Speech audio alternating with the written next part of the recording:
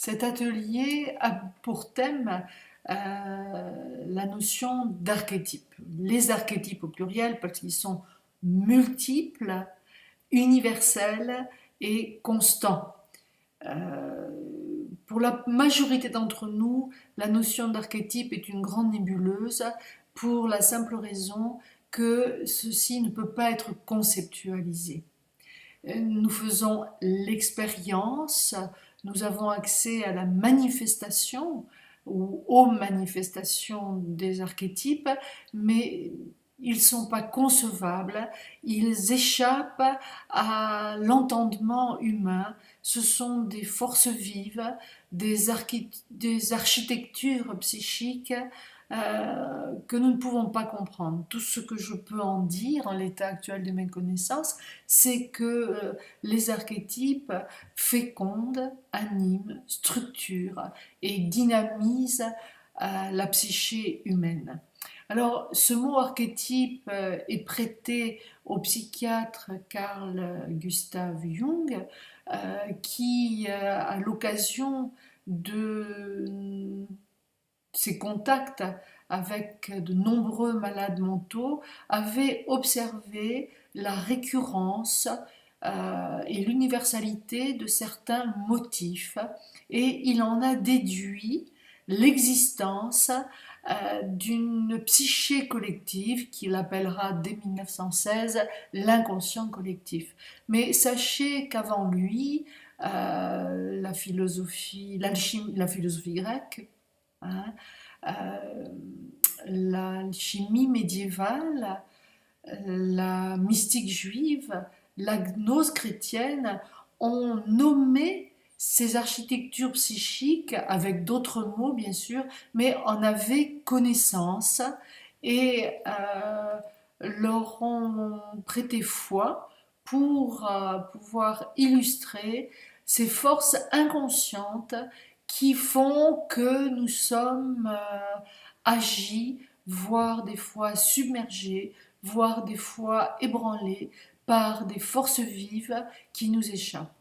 Alors, une définition très simple, autant que faire se peut, de cette notion d'archétype, il s'agit de l'essence de vie même. Je crois que la philosophie grecque, avec sa notion d'arché, nous donne une explication accessible, au moins pour notre rationalité.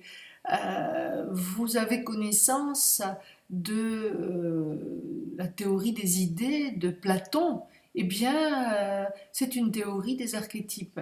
Les idées de Platon disaient enfin, Platon disait que ces idées étaient une source d'inspiration pour toutes les formes intelligibles auxquelles nous avons accès. Ben voilà, c'est une définition de l'archétype. Retenez, ils ne sont pas concevables et pourtant tout dans le monde manifesté va s'inspirer de ces architectures qui nous échappent.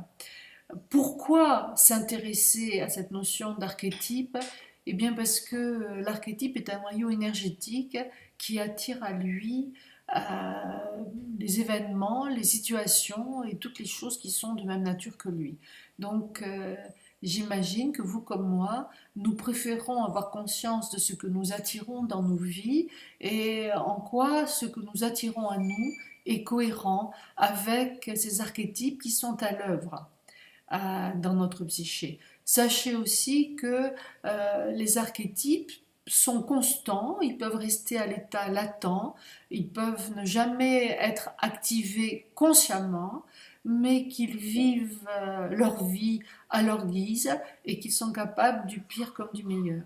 Donc voilà le pourquoi il est indispensable de s'intéresser à cette notion d'archétype. Euh, Dans cet atelier, je développerai essentiellement les archétypes constitutifs de l'appareil psychique tel que Jung le concevait. Ils sont au nombre de 6, à savoir la persona, l'ombre, l'anima, l'animus, le soi, et le 6e, c'est l'archétype du processus d'individuation qui a vocation à faire interagir les 5 autres. Voilà. Alors, euh, il est pour moi fondamental de dégager cette notion d'archétype de notions qui lui sont associées et qui sont pourtant très différentes, telles que la notion de complexe, la notion de mythe, de symbole, d'instinct, de signe. Voilà. Je vais m'arrêter là. Si vous voulez en savoir plus, eh bien, je vous invite à participer à cet atelier ou à lire ce que j'ai rédigé à votre intention.